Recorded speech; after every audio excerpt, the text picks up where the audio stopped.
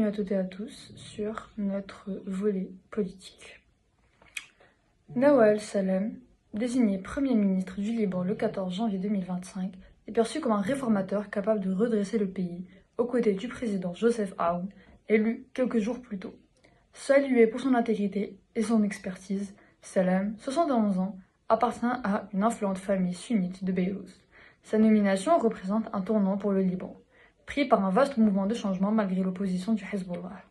Bien que ce dernier et ses alliés chiites puissent encore jouer sur les tensions communautaires, la désignation de Salem semble un signe fort d'un renouveau politique dans un pays où la communauté sunnite cherche à se réaffirmer.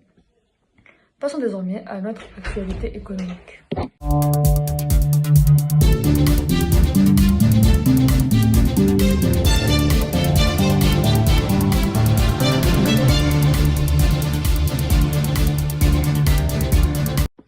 Passons désormais à notre volet économique. En janvier 2025, les redemandes des emprunts d'État ont fortement augmenté sur les marchés financiers américains, britanniques et européens. Avec des implications potentielles pour les banques centrales et le gouvernement, le rendement des bons du Trésor américain à 10 ans a atteint 4,7%, son plus haut niveau depuis octobre 2023. En France, le taux des OAT a dépassé 3,4%, tandis que le Royaume-Uni a enregistré un pic de 4,82%, un niveau inédit depuis 2008. Cette hausse des rendements survient malgré un cycle de baisse des taux d'intérêt des banques centrales en 2024, alimenté par des facteurs politiques, économiques et d'inflation. Passons désormais à notre actualité sociale.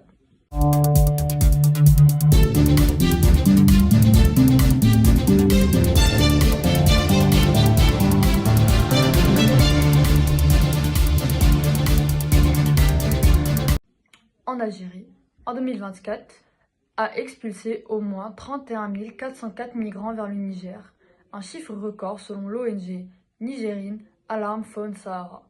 Ce chiffre dépasse celui des années précédentes avec 26 031 expulsions en 2023. L'ONG dénonce des expulsions violentes, parfois mortelles, notamment lors des rafales en ville où les migrants sont arrêtés dans leur maison, sur leur lieu de travail ou à la frontière tunisienne. Les autorités algériennes ont réagi en convoquant l'ambassadeur du Niger, rejetant les accusations. Cette situation survient alors que la migration à travers le Sahara reste un point de transit vers l'Europe. Passons désormais à l'actualité technologique.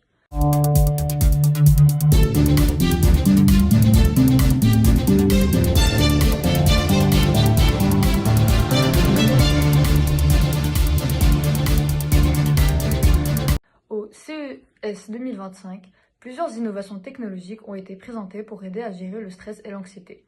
Parmi elles, Cortisense, de la start-up suisse Nutrix, mesure les niveaux du cortisol, l'hormone du stress, via un appareil portable.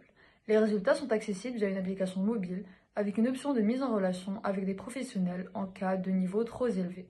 Nutrix vise à déployer ce dispositif en collaboration avec des assureurs et des entreprises pour surveiller le stress des employés. D'autres solutions incluent BM Mind, un appareil français qui détecte le stress via une caméra et propose des exercices de relaxation, et Calmigo, un inhalateur stimulant les sens pour calmer les crises de panique.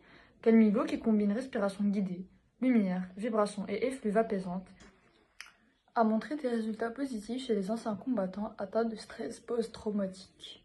En parallèle, Romi, un robot conçu au Japon, a été présenté comme un moyen de réduire l'anxiété et la solitude en proposant des activités relaxantes. Cependant, les experts, comme Julie Corzet, psychologue, doutent de l'efficacité des robots pour résoudre les causes profondes de l'anxiété, estimant que l'humain reste essentiel pour apporter un soutien véritable. Passons désormais à notre actualité environnementale.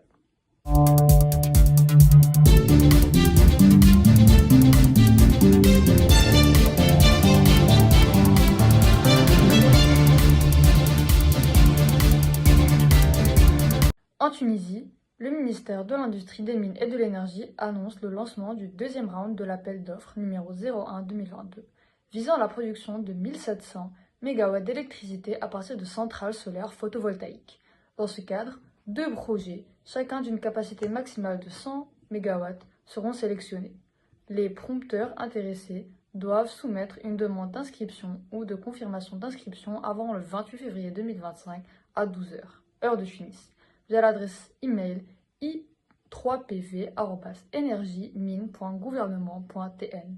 Les dossiers d'appel d'offres ainsi que les éventuels agendas seront envoyés aux promoteurs inscrits par email. Pour toute question relative au dossier, les demandes doivent être envoyées à l'adresse mentionnée ci-dessous avec demande de l'accusé de réception. La date limite de soumission des offres est fixée au 30 avril 2025 à 11 h. À l'adresse suivante: Ministère de l'Industrie, des Mines et de l'Énergie, 86 avenue Mohamed V, 1002 Tunis, Tunisie. Merci pour votre attention et nous nous reverrons très prochainement pour un nouveau volet de l'actualité d'aujourd'hui. Merci.